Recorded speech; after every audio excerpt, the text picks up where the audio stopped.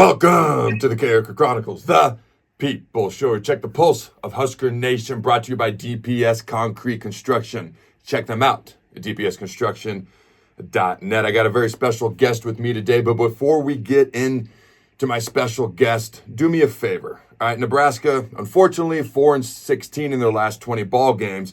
But if you are with me, Nebraska is an 11.5-point favorite on Saturday versus Illinois. So if you're with me, and you believe Nebraska is going to win their first game of the year on Saturday, hit that like button for me. But I want to get into our guest. He's a college football Hall of Famer.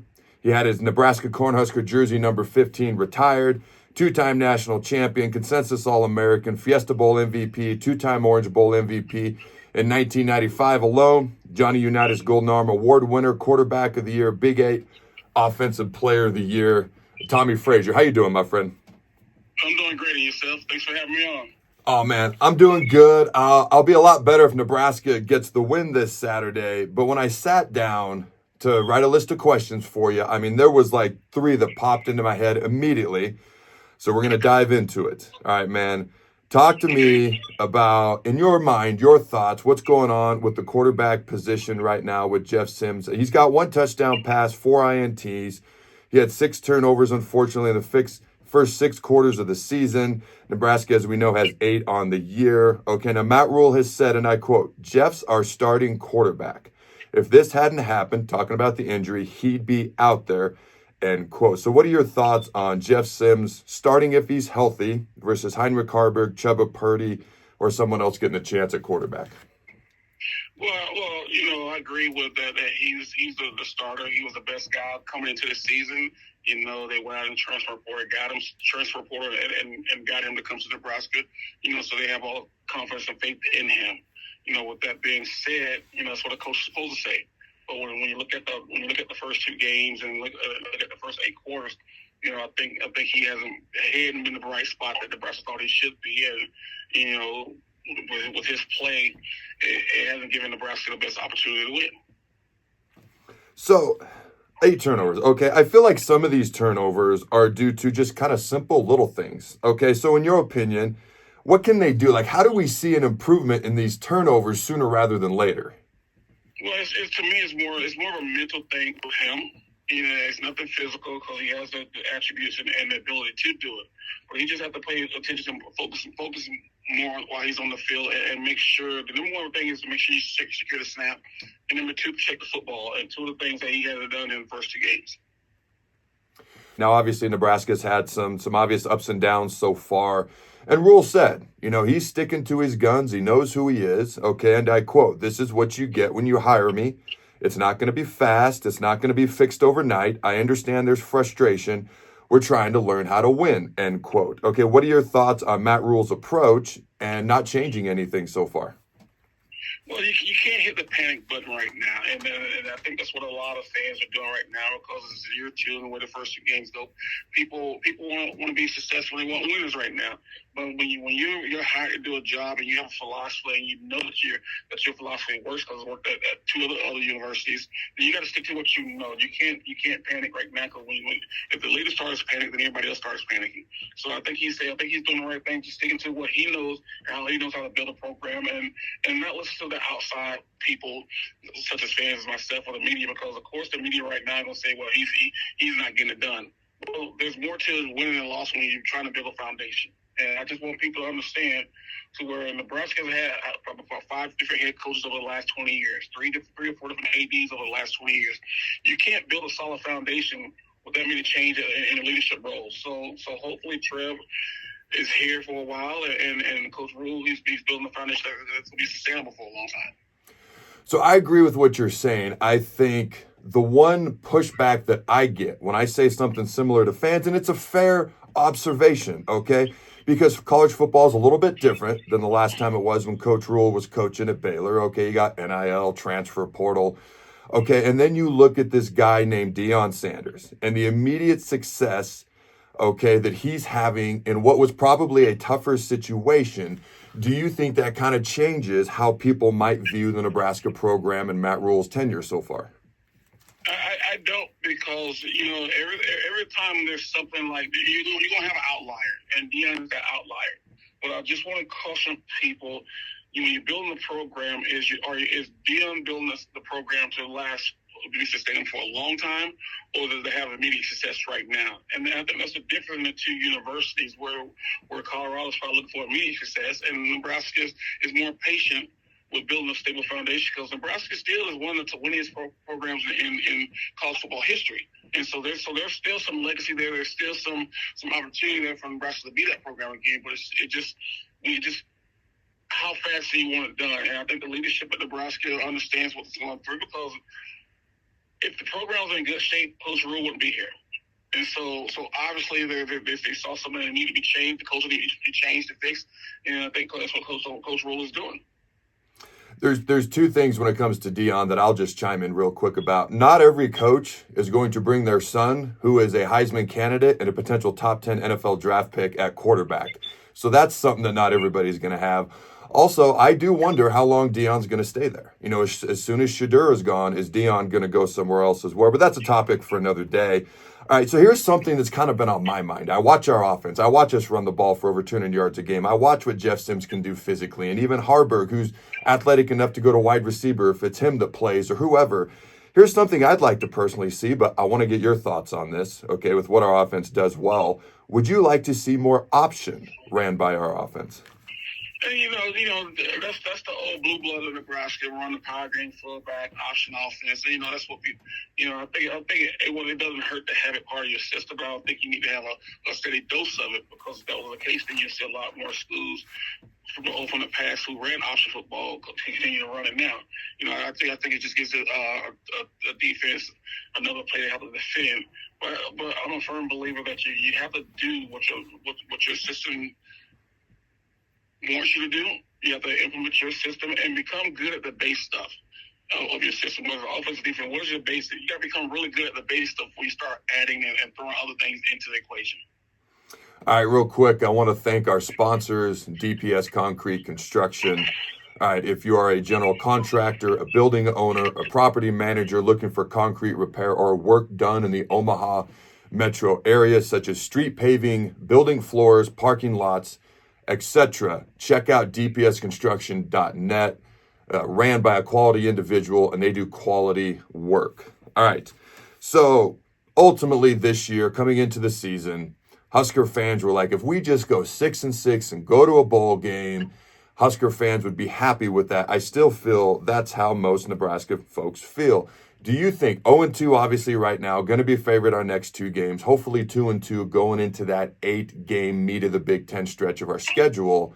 Do you believe Nebraska will go at least 6-6 and go to a bowl game? I still see 6 victories on this schedule. I'm a firm believer before the season started. I said Nebraska should be 6-6. I never once thought that Nebraska would be 4-0 or 3-1 or 2-2 or 0-2 going into Michigan. I never thought it'd be 4-0. Let's put it that way. So I truly believe that the ultimate goal for Nebraska is still there, to win 6 games and go to a bowl game. So what they have to do now is just focus on each game at hand and going to perform the best they can each of those games and solidify a victory. So I think the season still is not a loss. I just think that it's a little bit tougher now because they can't have too many more hiccups in the schedule, but 6 wins is still attainable. All right, man, I want to look back to your playing days just a little bit. You had a legendary career here at Nebraska. And so I'm sure you've been asked about this a million times, but I don't believe ever on this program. So I'm going to go ahead and just ask. In 1994, we all know you had the blood clot. Brook Berringer comes in and plays well. All right, now, you knew you guys were going to rotate going into that Orange Bowl versus Miami and really battling for playtime, okay? What was that like for you when you were coming back from that injury and going into that Orange Bowl? Yeah, it was tough. It was tough because I hadn't played in a while and just trying to get back into game shape, which that was impossible. But I knew that if I go out there and perform the best I can, and you'll see part of me, but not all of me. I gotcha.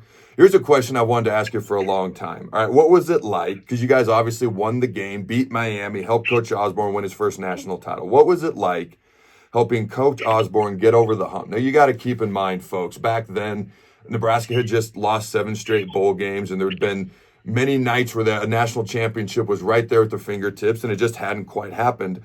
up to that point. Okay. And even some people were even kind of pushing the narrative that Coach Osborne couldn't win the big one. Right. So what was it like proving everyone wrong, beating Miami, Warren Sapp, Ray Lewis, The Rock on their home field and helping Coach Tom Osborne win his first national title? Well, I think it was special on two accounts. I think it's special for us, Coach Osborne, getting his first championship because he's come close a couple times before then for us finally winning that game. But also, it was special for our team because with everything that we went through that year, and we're still able to come out on top. It showed us that no matter what adversity, we just come together and play together, good things will happen. And it also showed the country that teams from the Midwest can win championships. And so it's not a predominantly West Coast or South or Southeast conference type championship. The best team that's going to win it at time Nebraska was the best team. All right, in 1995, all right, you guys beat four top 10 teams by an average. This stat is almost staggering to me. By an average of 31 points per game, 4 top 10 teams. All right, now you didn't allow a single sack all year. Nobody came within 2 scores of you guys, and you only punted 5 times all year. You only trailed all year by 12 minutes combined. Okay, you won each game by an average of 4 touchdowns, and you beat number 2 Florida 62-24 in the Fiesta Bowl. So I've asked other guys who played on this team, but I want your thoughts. Are you guys the 95 Huskers? Is that the greatest team of all time? And just out of curiosity, in your mind, who else would be in that conversation? What other teams? Well, of course, I'm partial to being the greatest team of all time, but what we did when we did it. I don't think there was any other team or any other dynasty that did that. What we did. Of course, you had the Alabamas who recently, the last 10 years ago. Now you have LSU. I mean, there's many USC when they had their run. But I just feel that 95 team could be dominant in today's football, because we just had everything, all the pieces in place. So where our first stringers, and second stringers, and third stringers all could have went on and started other universities at that time. So I felt what Coach Osborne did and his staff did, by accumulating the players, the talent that they did during those years. I don't think you'll see it again, especially now with the transfer portal. Yeah, to your point, there was 27 future NFL players on that 1995 football team. All right, so I just did an event with you up in Estes Park leading into the Colorado game, and we're signing autographs at the end. And there is one picture that was presented to you to be signed probably more often than any other, and it was your run against Florida, where I think you broke about 99 tackles. Okay, and I remember watching that as a kid, and my dad recorded that game, and I remember trying to count how many tackles there were, and I could never figure out if it was 9 or 10 because one guy was really close. But my question is this. All right, how does a run like that happen? Also, as it's happening, what's going through your mind as you're still running and guys are almost bouncing off of you? Well, things like that you don't plan for, or you played the game just for how long as I have and as many games as I have. So when you're out there, you're really not thinking about what's happening. You're just reacting to the play. And the one thing I do know that it goes back to when growing up in Little League football, youth football coach always told me, you run the football until you hit a whistle. And that's what I was doing, is running the football until the whistle was blown, and never blew, so I just kept running. So it wasn't anything special that I did. It wasn't anything special that I tried to do. It was just me out of just reacting and being a football player. All right, man. I appreciate it. And you fine folks at home, I got a couple of questions for you as always. Hit me up in the comments below. Okay. I'm curious, do you guys at home think that Deion's quick success impacts how people view Coach Rhule? I thought Tommie made some good points on that earlier. And would you like to see the Huskers running more option in the offense? And what is your favorite memory from your time, if you were fortunate enough to watch Tommie Frazier, your favorite memory of watching Touchdown Tommie Frazier? And last but certainly not least, check out CarrikerChronicles.com. Dr. Rob Zadiska actually broke down pass protection and some of the things that the Huskers could do a little bit better. We've got some new folks on the website. Don Collins, okay, and this individual, Big Red Country with Jeff, and I checked out his YouTube page. This guy hit me up many, many times. He does a good job, and I'm glad he's on the show. And until next time, Husker Nation, thank you for joining me, Tommie. Go Big Red, and always remember to throw the bones.